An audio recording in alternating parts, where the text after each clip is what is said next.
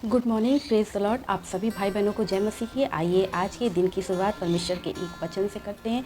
आज का वचन है मरकुस अध्याय 9 पद संख्या 7। जब प्रभु यीशु मसीह पतरस, याकूब और यूहन्ना के साथ पहाड़ पर गए प्रार्थना करने, तो उस वक्त उनका वस्त्र बिल्कुल उज्जवल हो गया और चमकने लगा। उसके बाद बादलों में से एक आवाज़ आई। पद संख्या 9 के 7 में पढ़ेंगे, तब एक बादल ने उसे छा लिया और उस बादल में से यह शब्द निकला, यह मेरा प्रिय पुत्र है, इसकी सुनो।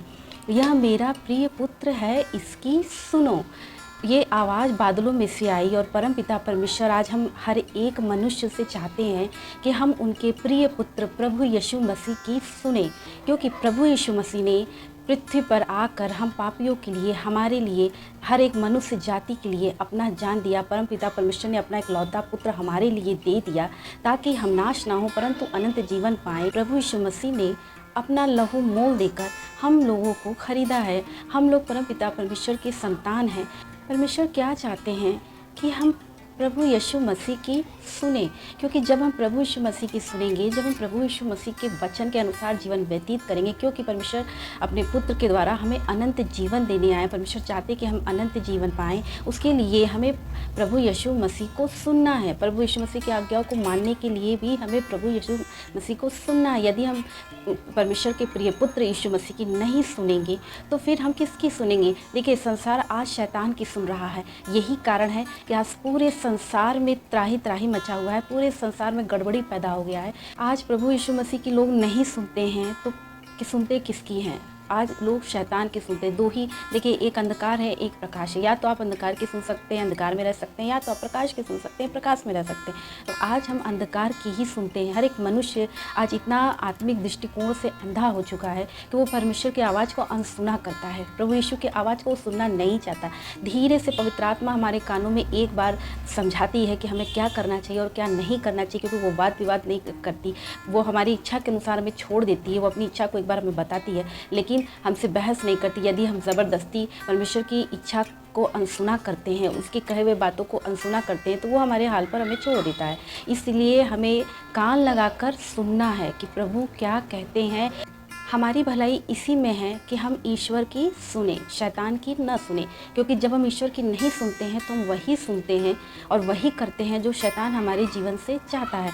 आज संसार में बहुत से ऐसे लोग हैं, बहुत से ऐसे परिवार हैं, बहुत से ऐसे देश समाज हैं। आप देख रहे होंगे कि वहाँ पर इतनी गड़बड़ी पैदा हो चुकी है और इतनी प्रकार की समस्याएं उत्पन्न हो चुकी है। उसका एकमात्र कारण है कि लोग ईश्वर को सुनना नहीं चाहते, यीशु मसीह को सुनना नहीं चाहते। वो सिर्फ शैतान की सुन रहे हैं और शैतान जैसा उनके जीवनों से चाह रहा है वैसा कर रहे हैं। वचन में लिखा यूहन्ना अध्याय 2 के 5 में, उसकी माता ने सेवकों से कहा, जो कुछ वह तुमसे कहे वही करना। कहे, जब कोई कुछ कहता है तभी तो हम सुनते हैं। जब कोई कुछ कहेगा नहीं तो हम सुनेंगे कैसे? तो जब मदर मेरी ने क्या कहा कि जो कुछ वो तुझसे कहे वही करना।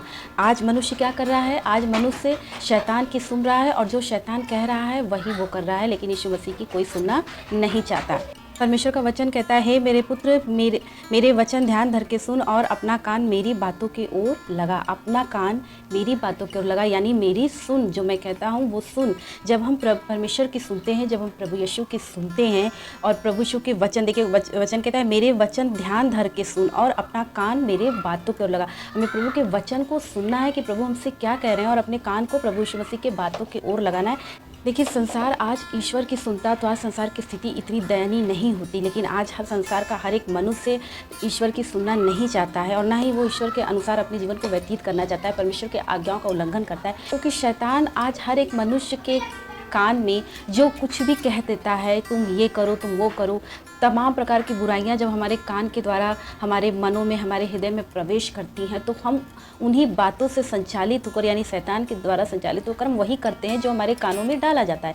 तो इसलिए हमें सतर्क रहना है कि हमें किसकी सुनना है, कि हम परमेश्वर की सुनना है या शैतान की सुनना है, या संसार की सुनना है या अपनी सुनना है। हमें किसकी सुनना है? हमारी भलाई किस में? हमारी भलाई इसी में है। परमेश्वर कहते हैं, यह मेरा प्रिय पुत्र है, इसकी सुनो। तो हमें प्रभु यीशु मसीह की सुनना है और अपने जीवन में इस बात को बड़े ही गंभीरता से लेनी है, क्योंकि आज हर एक व्यक्ति, आज हर एक मनुष्य ईश्वर की सुनना नहीं चाहता। वो अपनी मनमानी करना चाहता है। यही वजह है, यही कारण है कि उसका परिणाम जब उसके जीवन में आता है तो वो उस वक्त इतना दुखी और इतना बेचैन हो जाता है, लेकिन उसे ये नहीं पता कि उसने ईश्वर की नहीं सुनी, ये उसी का परिणाम था। यदि हर एक मनुष्य सतर्क हो जाए कि हम किसकी सुनते हैं और किसके अनुसार चलते हैं और किसके वचन के अनुसार अपना जीवन व्यतीत कर रहे हैं, तो वो कभी भी शैतान की नहीं सुनेगा और हमेशा सतर्क रहेगा। हमें प्रभु यीशु मसीह के वचनों को पढ़ना है, वचन हमसे क्या कहती है उसे सुनना है। और क्योंकि वचन के ही द्वारा प्रभु हमसे बातें करते हैं, वचन के ही द्वारा हम प्रभु की बातों को सुनते हैं। पवित्र आत्मा हमारे मनों में वो बातें डालती है जो परमेश्वर हमसे कहना चाहते हैं। तो इसलिए हमें प्रभु के वचनों के अनुसार और प्रभु जो हमसे कहते हैं उसके अनुसार अपना जीवन व्यतीत करना है। इसी में हर एक मनुष्य जाति का कल्याण है, हर एक मनुष्य की भलाई है कि हम किसकी सुन रहे हैं और किसकी नहीं सुन रहे हैं। हमें ईश्वर की सुननी है, शैतान की नहीं सुननी है, ना ही अपनी सुननी है। हमें ईश्वर के वचनों की ओर कान लगाना है और इसी में हर एक मनुष्य जाति का कल्याण निहित है। परमेश्वर इस वचन के द्वारा आप सभी भाई बहनों को आशीष दे, आपको और आपके परिवारों को अपनी शांति और आनंद से भरे। सभी भाई बहनों को जय मसीह।